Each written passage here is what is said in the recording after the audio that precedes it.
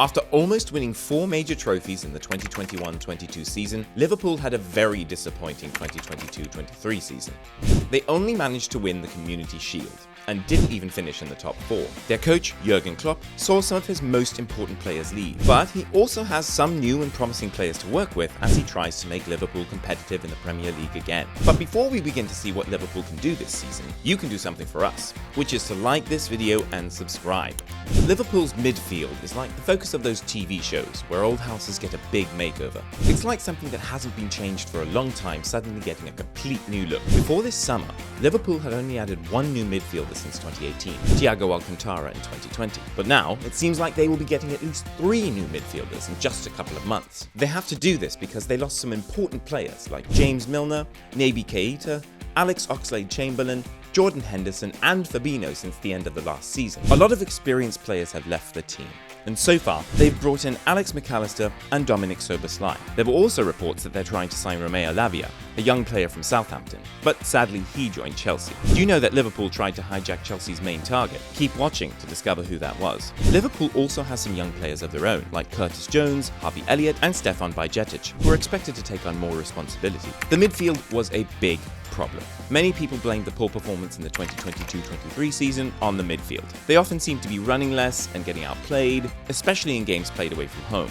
Jurgen Klopp has always wanted his fullbacks to create scoring opportunities and his forwards to score goals. However, the midfielders didn't contribute enough to the team's attacking efforts. In the last Premier League season, Liverpool's midfielders only scored 8 goals, and that includes Fabio Carvalho's 2 goals. He won't be playing for Liverpool next season as he's on loan at RB Leipzig. It would have been okay if the midfielders were good at keeping possession of the ball and defending, but that wasn't the case either. Among the midfielders who played at least 18 games, only Thiago, 57.7%, won more than half of his challenges against opponents. Thiago was also the only Liverpool midfielder to be in the top 30 for interceptions per game. However, he only played 18 games in the league, which was a problem. In the last season, McAllister, 57.3%, Szoboszlai, 50.9%, and Lavia, 56.2%, each won more than half of their challenges in league matches. McAllister and Szoboszlai together contributed to 26 goals, and the target that Liverpool tried to hijack was Caicedo from Brighton. But sadly, this deal failed again. At the end of the last season, the average age of Liverpool's midfielders was 27.6 years old, not counting Arthur Melo, who was on loan and played very little. If they manage to bring in Lavia, the average age of their midfielders at the beginning of the next season will be just 22.4 years old. Thiago is the oldest at 32, and only 2 out of 7 options will be older than 22. This might change if Trent Alexander-Arnold moves to the midfield permanently. However, it's also a good idea to consider getting a more experienced midfielder before the transfer window closes, in addition to Lavia. Klopp needs to decide whether to immediately rely on the new players or give them time to adjust. Players like Thiago, Jones and Elliott might get more playing time early in the season to help with the transition. McAllister has been performing well and looking comfortable in the preseason matches. Alexander-Arnold used to be one of the best right backs in the world, but his performance dropped significantly last season, which was concerning for Liverpool. But his decrease in effectiveness when attacking should have caught more attention. In terms of defense, Alexander-Arnold made only 2 mistakes that led to opponents getting shots on goal throughout the whole Premier League season. None of these mistakes resulted in goals. Before the match against Arsenal in early April, only 4 defenders in the Premier League who had played at least 15 games had a better success rate in tackling than his 73.2%. He also managed to avoid opponents dribbling past him often, only 20 times, which was 15 times fewer than Kieran Trippier from Newcastle United. However, numbers can't capture everything, and anyone who's watched Liverpool's games could see that Alexander-Arnold was struggling with his confidence and consistency. But numbers are important to us, so don't forget to hit the like button and subscribe.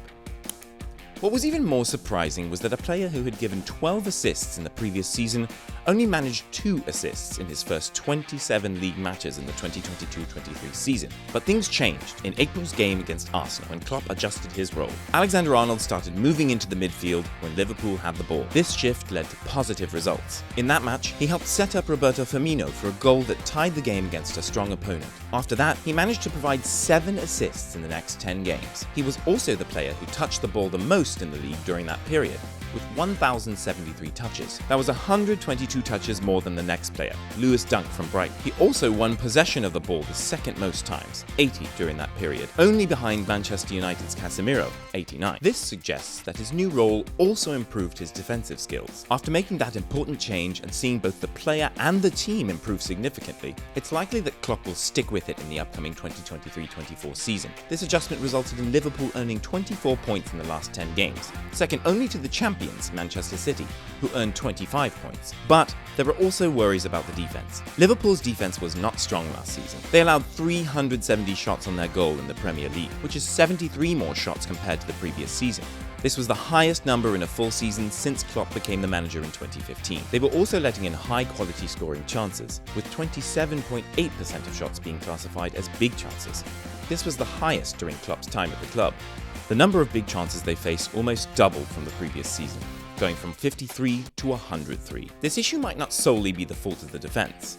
As mentioned, the midfield didn't provide strong protection, and Klopp also talked about how their defensive efforts starting from the front of the field were not as effective, likely because of new players in those areas who were adapting. In terms of defenders, they have players like Joel Matip and Virgil van Dijk, both in their 30s, Joe Gomez, who hasn't been consistently at his best due to injuries, and Ibrahima Konate, who has been good since joining, but has also faced injuries limiting his appearances. If they stick with the new strategy, the right-sided centre-back will need to cover more ground, because Alexander-Arnold moves into midfield often. Also, Andy Robertson at left-back had to play more like a left-sided centre-back at times, so getting a more suitable player for that role might be important, especially since Liverpool currently lacks a left-footed centre-back. During pre-season, they continued to concede goals, allowing 4 each in games against Greuther Fürth and Bayern Munich. However, in the Greuther Fürth game, all goals were conceded in the second half, when Liverpool had a different defensive lineup. In the match against Bayern Munich, they struggled on the right side of their defense, which Bayern took advantage of in their 4-3 win in Singapore. The club probably needs to bring in at least one defender before the transfer window closes, especially after losing Fabinho, who could play in that position if needed. They wouldn't want to find themselves in a situation like they did in the 2020-21 season. There's not much worry about the forward options. That's an area where Liverpool seems well prepared for the future. Over the last year, Sadio Mane, Divock Origi and Roberto Firmino left, but Luis Diaz, Darwin Núñez and Cody Gakpo have been added in the past 3 transfer windows. Along with Mohamed Salah and Diogo Jota, they form one of the strongest attacking groups in Europe. This is arguably the best variety of attackers Klopp has ever had. Previously, he relied mainly on the famous trio of Mane, Firmino and Salah, with players like Origi, Xherdan Shaqiri and Takumi Minamino as backup. Now, he has Salah remaining and 4 other choices who could potentially start any match, each offering something unique. Even though Mane left last summer, Liverpool's creativity didn't really decrease. Only Manchester City created as many big chances, highly promising scoring opportunities, as Liverpool's 103 in the Premier League. However, their problem was finishing those chances. Only 5 teams had a worse conversion rate than Liverpool's 37.6%. Surprisingly, Arsenal scored 2 more big chances than Liverpool, 47 goals compared to Liverpool's 45, even though Arsenal created 30 fewer opportunities in total. Gakpo showed potential after coming from PSV Eindhoven in January, and Jota improved towards the end of the season after recovering from a calf injury. Diaz's season was hampered by a knee injury, but Klopp hopes he can regain the form he had when he scored 14 goals in 18 league games for Porto in the first half of the 2021-22 before joining Liverpool. Similarly, if Núñez can return to the lethal scorer he was, having scored 21 out of 35 big chances, 60% in the Premier Liga in 2021-22, scoring might not be a big problem next season. Núñez has previously taken time to settle into a new club, going from 6 goals in 29 appearances for Benfica to an impressive 26 goals in 28 appearances the following season. Jota had gone a whole year without scoring until he scored in April 2022. He then finished the season with 7 goals, all in his last 9 games, showing great form towards the end of the campaign. The challenge for Klopp is figuring out which players to use and when. Rotation is likely, with Salah being a consistent starter on the right, if he's not injured. There's a sense that different matches might require different players. Additionally, there's a young and exciting 17-year-old Scottish winger, Ben Doak, who could come off the bench and potentially give Salah some rest occasionally. Salah will be participating in the Africa Cup of Nations in January-February, so players like Doak, Soboslai and Elliott might need to step in during that time. Do you think Liverpool can win the EPL this season? Let us know in the comments below, and don't forget to hit the like button and subscribe.